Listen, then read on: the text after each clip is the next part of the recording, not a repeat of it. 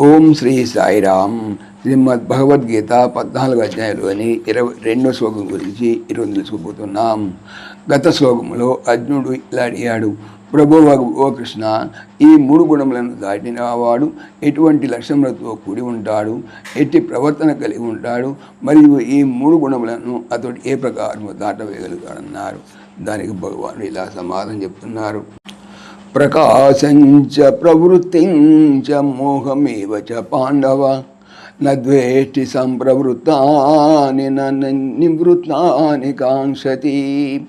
పాండవ, ఓ అర్జున, ప్రకాశం చ సత్వగుణ కార్యరూపమైన ప్రకాశం, ప్రవృత్తించ రజోగుణ కార్యమైన ప్రవృత్తి, మోహం ఏవ తమోగుణ కార్యరూపమైన మోహము, సంప్రవృత్త అని ఏర్పడినప్పుడు నద్వేష్టి వాటిని ద్వేషింపడో, చ మరియు నివృత్త అని అవి తొలగిపోయినప్పుడు నా కాంక్షతి వాటికై ఆరాటపడడో.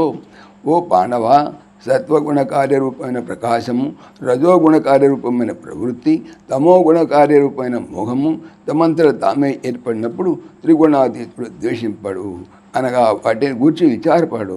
అట్లా అవి తొలగిపోయినప్పుడు వాటికై కాంక్షపడడు, అనగా ఎల్లప్పుడూ ఒకే స్థితిలో ఉండును. సాయిరామ్.